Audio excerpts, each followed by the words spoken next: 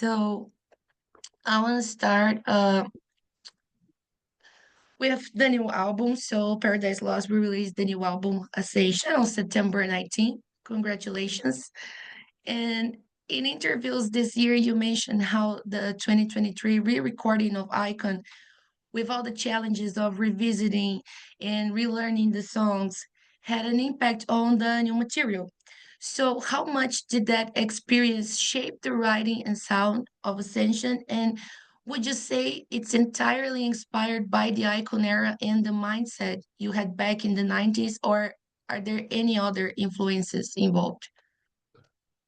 Um, I think the album is not entirely inspired by the Icon re-recording. I think the way to think about it is when we revisited working with those songs from the early to mid 90s, it kind of kick-started the inspiration for what the album was going to be.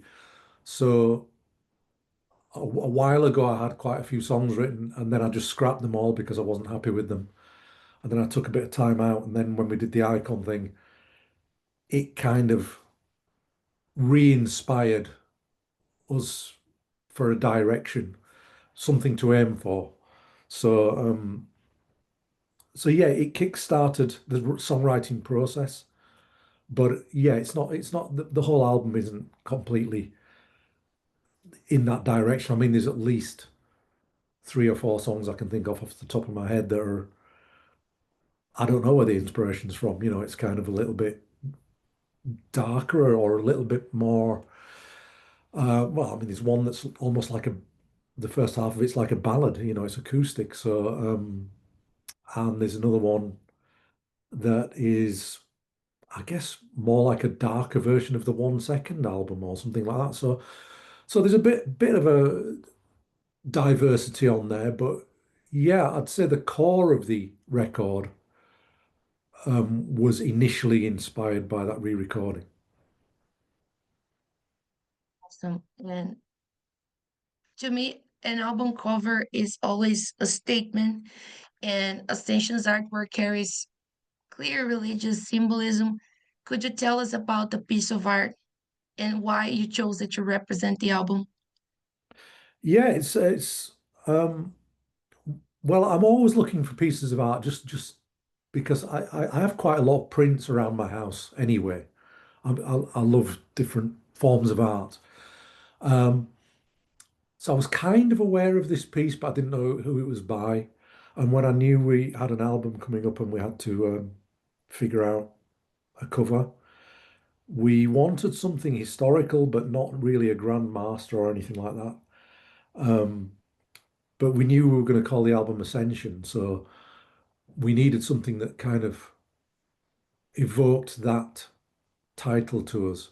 And it had to be the right colours because I was writing the majority of this material was written in autumn and winter last year, and it was becoming an album that felt very much of that, this autumnal, crisp winter morning type thing.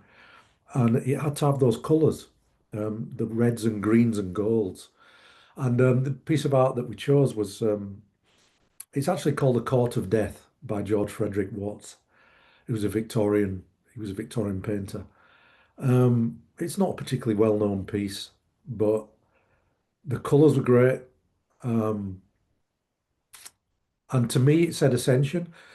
It's not. I don't think the artist was meaning that kind of thing. Who knows? But when I look at it, I see this figure in the middle that seems very complex. Uh, well, like they've achieved some kind of nirvana, or they're very at peace.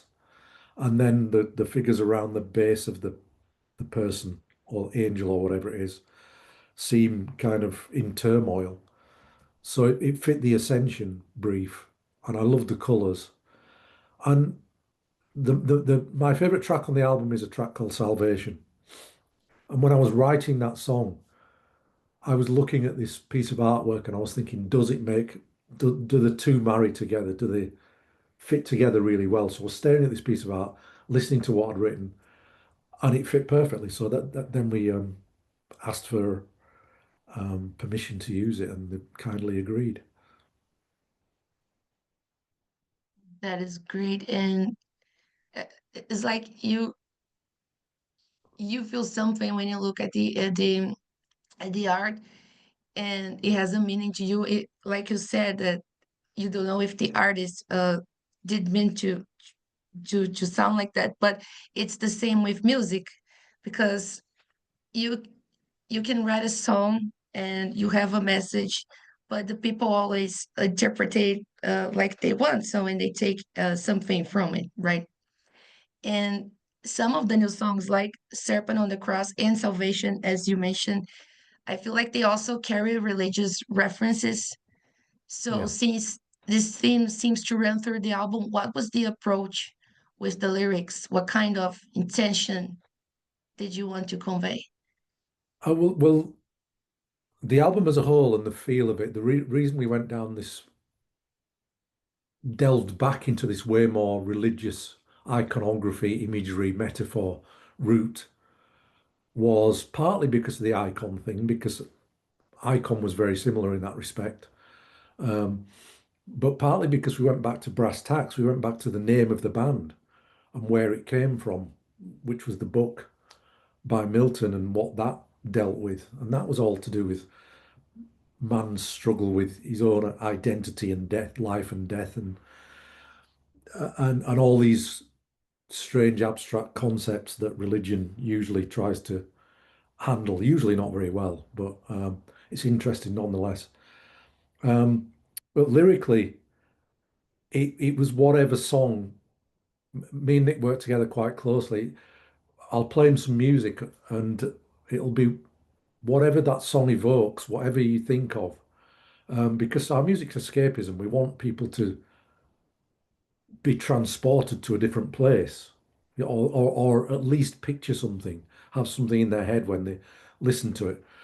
Um, and with some songs, it was the religious metaphor thing worked well. I mean, with Salvation, Serpent on the Cross, but then something like Silence Like the Grave, the first single, sounds very warlike. The brass opening, the big bombastic opening, sounds like something, like someone heading to war, or men coming over the top, going to war. So then Nick made the song about kind of the rise and fall of empires, and why people go to war and what it achieves, and why we repeat these same um, mistakes. But yeah, I mean, it's what the music evokes, and it's all subjective, like you say about the artwork. It's similar thing for the music as well. I mean, what we feel when we listen to it might not be identical for someone else, but that's what it's all about, isn't it? It's how you interpret things. But for us, that's how the lyrics come about. It's purely down to, okay, listen to this piece of music. Where does it take me? What do I think of?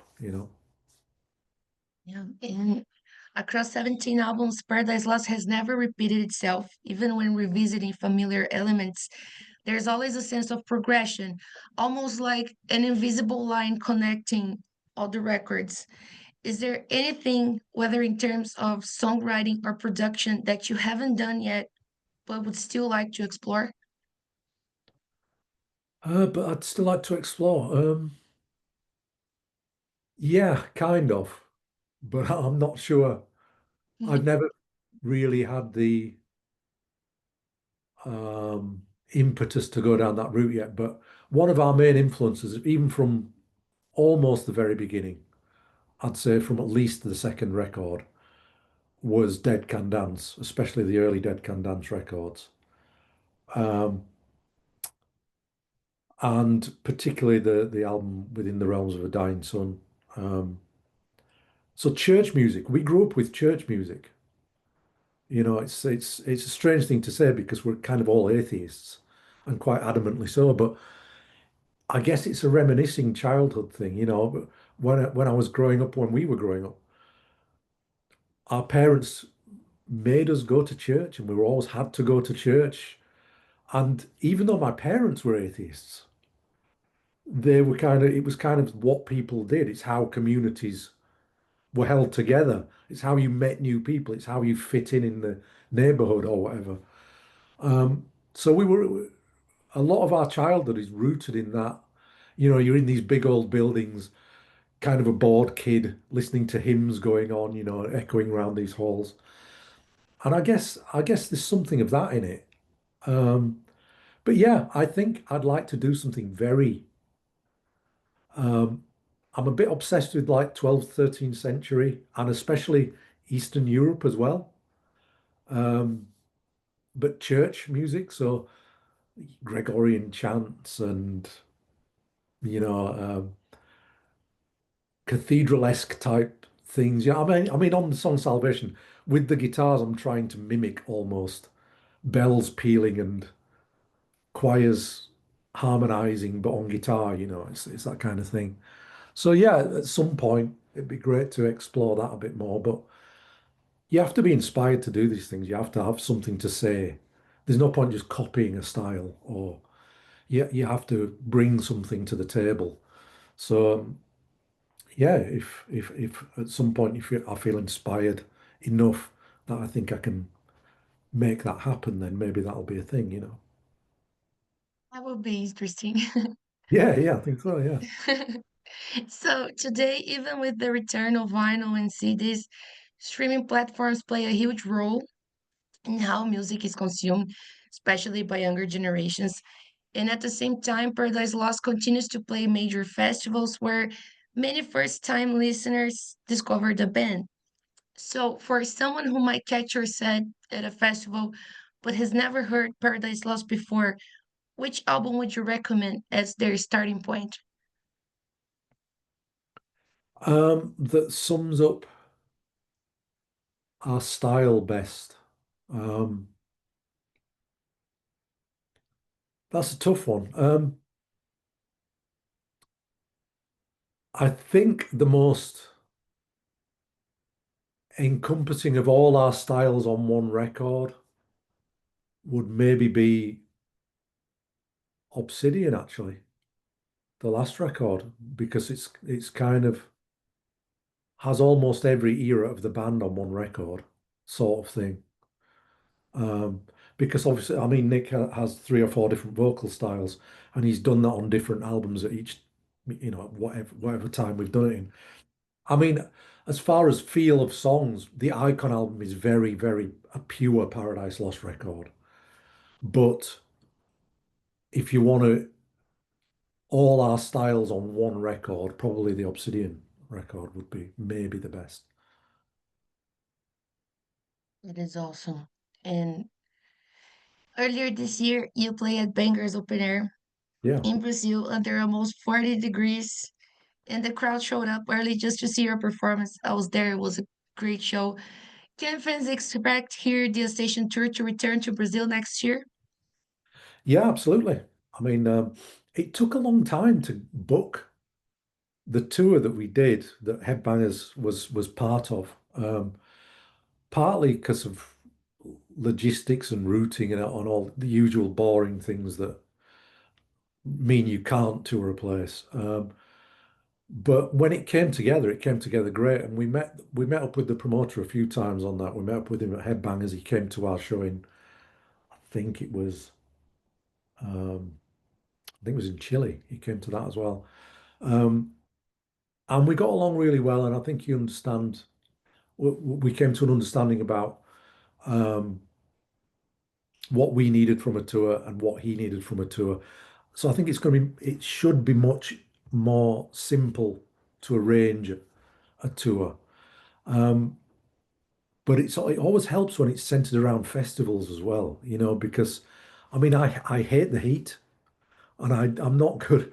I'm not good in summer, but it did make sense to come to you know, Brazil and the rest of South America and tie it in with a few festivals.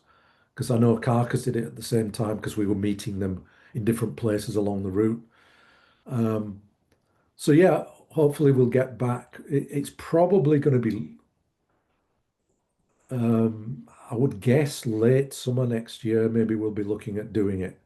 And we'd have to maybe try and tie it in with a couple of festivals as well. But yeah, hopefully because we had a blast. We thought it was great. I mean, it all went really smoothly apart from one thing.